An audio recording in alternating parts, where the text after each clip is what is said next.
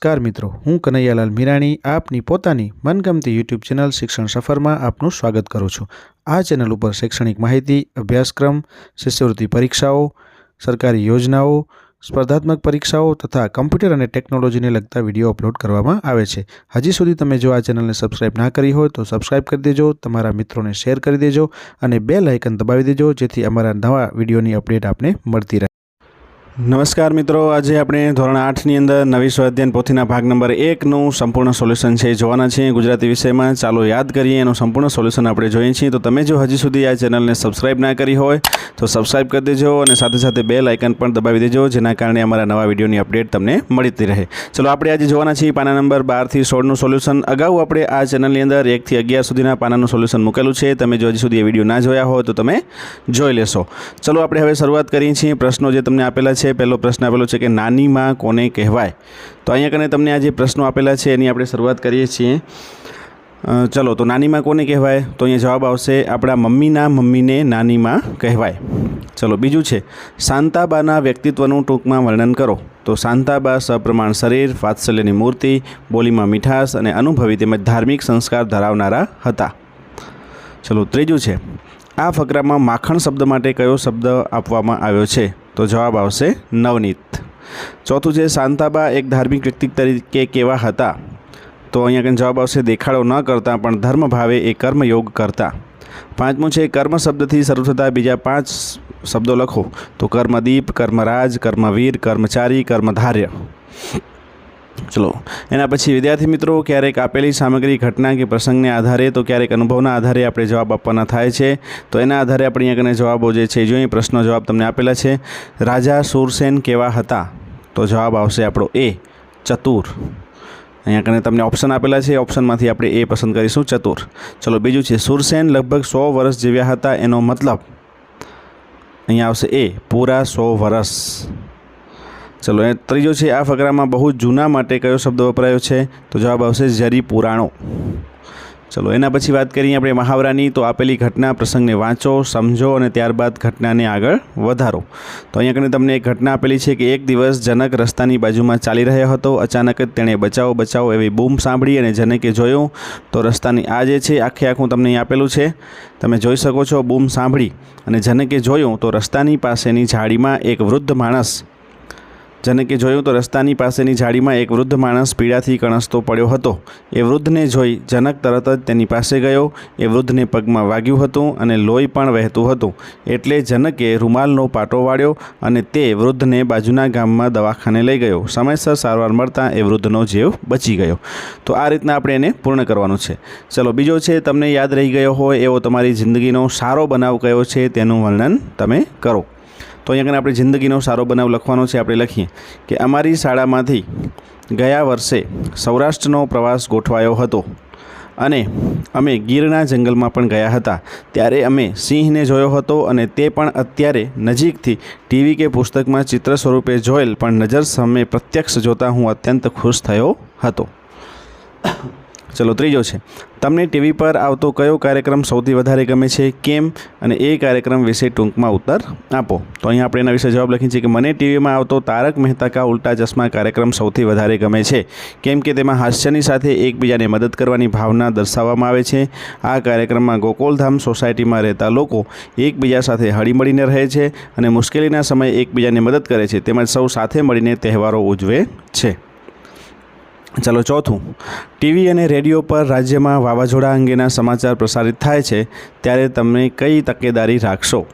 તો જવાબ આપણે લખીએ કે ટીવી અને રેડિયો પર રાજ્યમાં વાવાઝોડાના સમાચાર પ્રસારિત થાય ત્યારે ટોર્ચ, મોબાઈલમાં ચાર્જિંગ કરી લેવું, થોડા દિવસ ચાલે એટલું પાણી, લોટ કે ઘરવખરી જો ઘરમાં હાજર ન હોય તો વ્યવસ્થા કરી લેવી, તૂટેલી ફૂટેલી છત કે પવનથી પડે એવી વસ્તુઓને દૂર કરવી, બારી દરવાજા બંધ રાખવા, અફવાઓ ફેલાવી નહીં અથવા તો માનવી નહીં।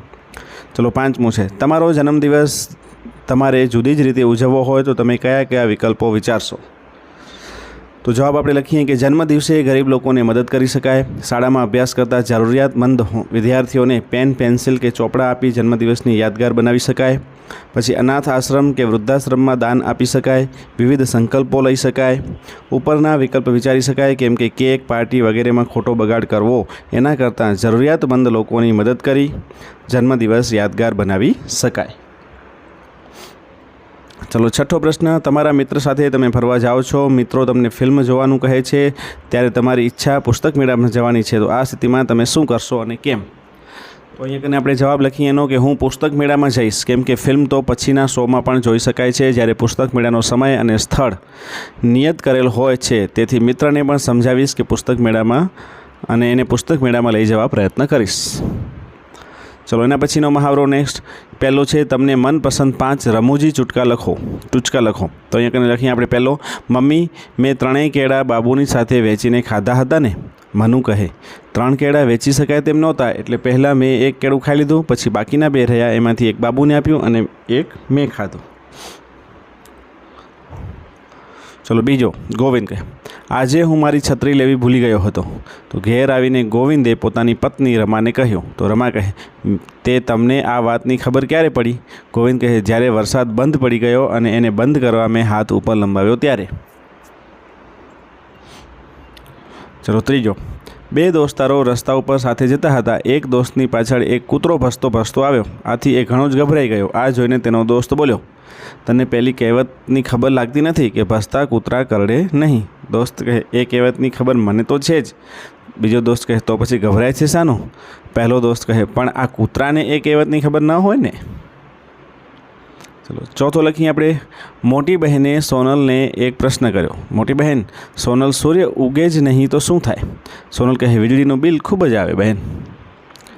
ચલો આપણે હવે બીજો પ્રશ્ન જોઈએ કે તમે જુદા જુદા મહામાનવોના જીવન પ્રસંગો વાંચ્યા હશે, એમાંથી કોઈ પણ 2 મહામાનવ વિશે ટૂંકમાં લખો. તો ચલો આપણે લખીએ છીએ. સૌથી પહેલી વાત કરીએ છીએ ગાંધીજી વિશે. તો ગાંધીજી આપણા દેશના ગાંધી બાપુ છે.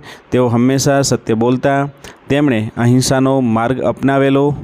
તેમનો જન્મ ઈસવીસન 1869ના ઓક્ટોબરની 2 તારીખે પોરબંદરમાં થયો હતો. તેમનું પૂરું નામ મોહનદાસ કરમચંદ ગાંધી હતું. તેમણે દક્ષિણ આફ્રિકામાં રંગભેદ તથા અહિંસક આંદોલન કર્યું.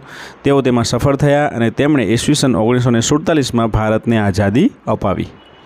ચલો બીજા વ્યક્તિની આપણે વાત કરીએ, રવિશંકર મહારાજ.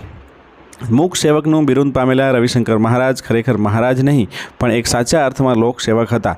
તેમનો જીવન મંત્ર સાદા વસ્ત્રો પહેરવા, સાદું ખાવું, સાદું પીવું અને સાદાઈથી રહેવું એ હતો. તેમણે લોકોને ગરીબાઈ, સ્વચ્છતા અને જાગૃતિ માટે પ્રયત્નો કર્યા હતા.